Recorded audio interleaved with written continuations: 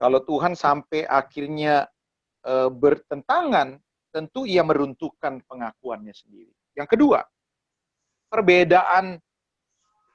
perbedaannya terletak pada pemahaman terhadap hukum Taurat antara Yesus dengan tradisi keagamaan dan ahli-ahli Taurat. Ternyata saudara-saudara, ini ahli-ahli Taurat nih, imam-imam yang menurut Tuhan Yesus, yang tentu Tuhan Yesus sudah cap mereka sebagai orang-orang yang munafik.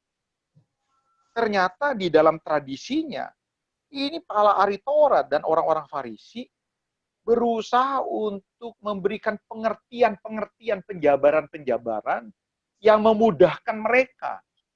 Bukan yang tertulis, yang langsung dari Tuhan. Nah, jadi ketika Tuhan berkata, hukum Taurat yang telah difirmankan, ini menurut penulis ya saudara-saudara, ini disinyalir, ini datangnya dari penjabaran-penjabaran para ahli Taurat. Sehingga Tuhan berkata, hukum Taurat berkata begini, hukum Taurat yang telah difirmankan kepada nenek moyangmu seperti ini. Tetapi aku berkata, jadi Tuhan sedang mau meluruskan, ya saudara, bukan bertentangan. Ya, ketika Tuhan berkata, hukum Taurat ngomong begini, tapi aku berkata, dia sedang meluruskan, dia sedang mengembalikan arti yang sesungguhnya dari hukum Allah yang mau diberikan kepada umat Tuhan pada waktu itu. Ya, saudara-saudara. Nah, apa yang salah dengan orang-orang Farisi yang telah memberikan atau mengajarkan hukum Taurat? Di mana letak penyesuaiannya ketika Tuhan berkata, hukum Taurat berkata seperti ini, tetapi aku berkata kepadamu. Di mana letak penyesuaiannya? Nah, letak penyesuaiannya. Kenapa Tuhan sampai berkata, hukum Taurat berkata seperti ini. Jangan berzina. Tapi aku berkata begini. Hukum Taurat berkata, jangan membunuh. Tapi aku berkata seperti ini. Ya, nah, di mana letaknya? Apa yang Tuhan sedang benahi di sini?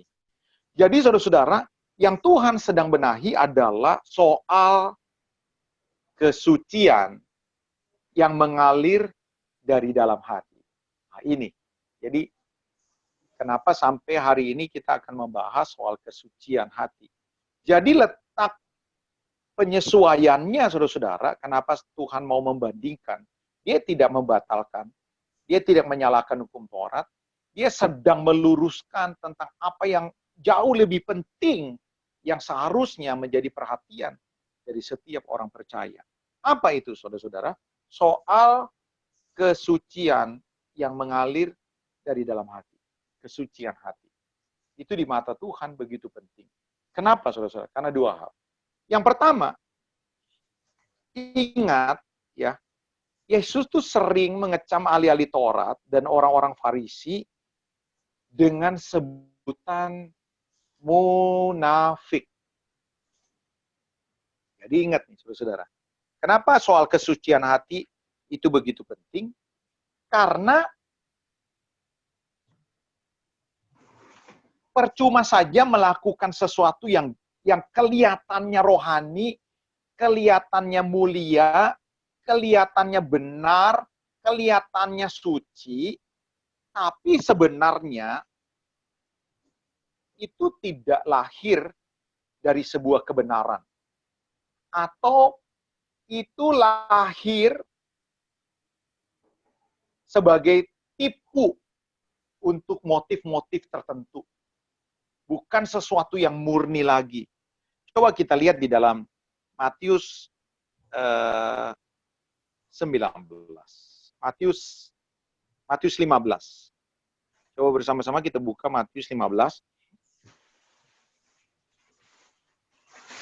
Dan beberapa ayat yang mungkin kita akan baca bersama. Matius 15. Lihat ayat yang ke-7.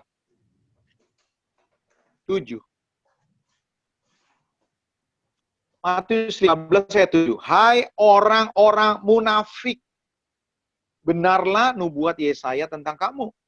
Bangsa ini memuliakan aku dengan bibirnya, melakukan hal-hal yang mulia, yang kelihatan. Padahal hatinya jauh daripadaku. Percuma mereka beribadah kepadaku, sedangkan ajaran yang mereka ajarkan ialah tradisi mereka. Perintah manusia, mereka lakukan ini, penyesuaian ini, penyesuaian ini. Coba lihat Matius pasal yang kelima. Matius 5 ayat yang Matius 6. Matius 6 ayat yang kedua.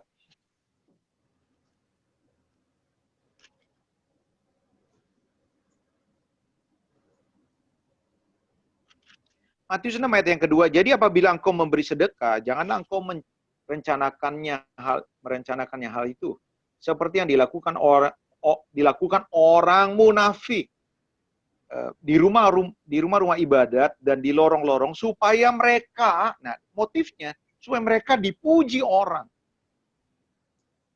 Ayat contoh lagi ayat kelima.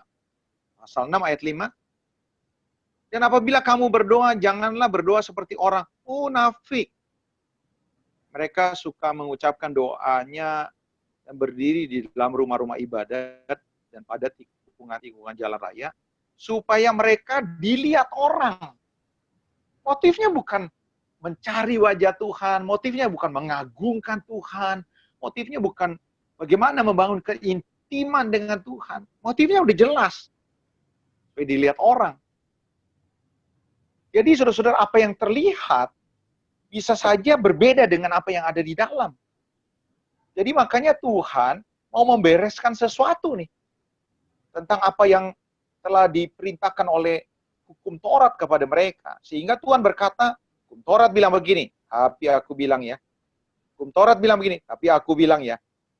Tuhan sedang mau mengajarkan apa ini? Tuhan sedang mau mengajarkan ada sesuatu yang jauh lebih penting yang perlu diperhatikan, yaitu soal kesucian yang mengalir dari dalam. Seperti itu. Yang kedua, saudara-saudara, ya selain kenapa penting kesucian yang dari dalam? Karena orang bisa berperilaku sama seperti orang-orang Farisi dan ahli-ahli Taurat. Apa itu? Munafik. Yang kedua adalah apa yang ada di dalam, ya, apa yang ada di dalam seyogianya mengalir keluar. Jadi kalau kita mau melakukan sesuatu yang baik, berkenan kepada Tuhan, seharusnya itu memang lahir dari dalam. Bukan sesuatu yang berbeda dari yang di dalam. Jadi kalau yang di dalamnya ini berbeda dengan apa yang dilakukan di luar, itu sama sajanya seperti hal yang pertama. Ya, kita munafik. Tetapi yang kedua, saudara-saudara, seharusnya kita membenahi yang ada di dalam. Supaya apa yang kita lakukan di luar, itu sejalan. Sehingga Tuhan memandang kita menjadi orang-orang yang benar. Seperti apa yang ada di dalam. Coba bersama-sama kita buka, misalnya di dalam Lukas 6. Coba Lukas 6. Ayat yang ke-43. Lukas 6 ayat 43.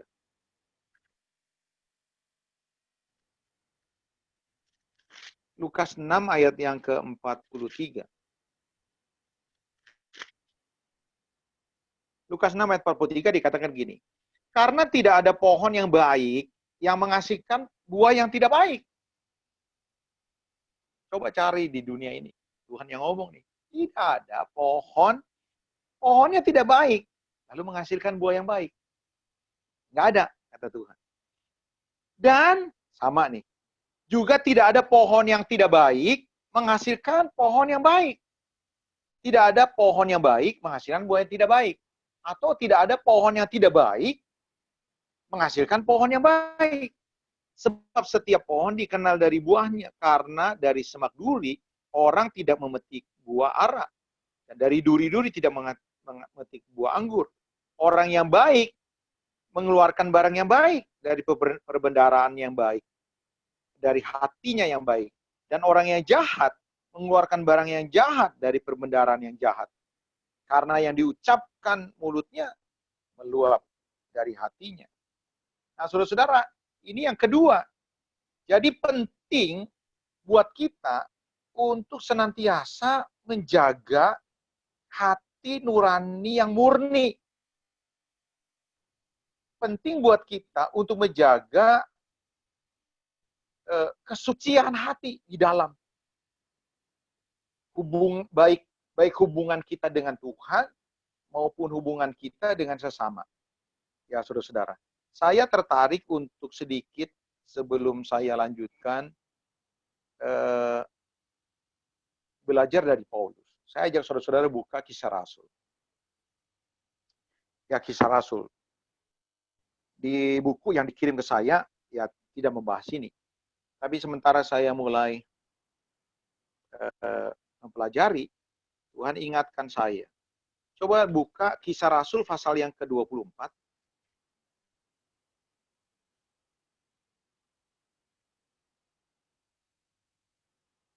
Kisah Rasul pasal 24 ayat yang ke-16. Dikatakan gini, sebab itu aku senantiasa berusaha untuk hidup dengan hati nurani yang murni di hadapan Allah dan manusia. Saudara, kenapa? Pernah nggak saudara bertanya-tanya, kenapa Rasul Paulus mau menjaga hati nurani yang murni di hadapan Allah, tapi juga di hadapan manusia?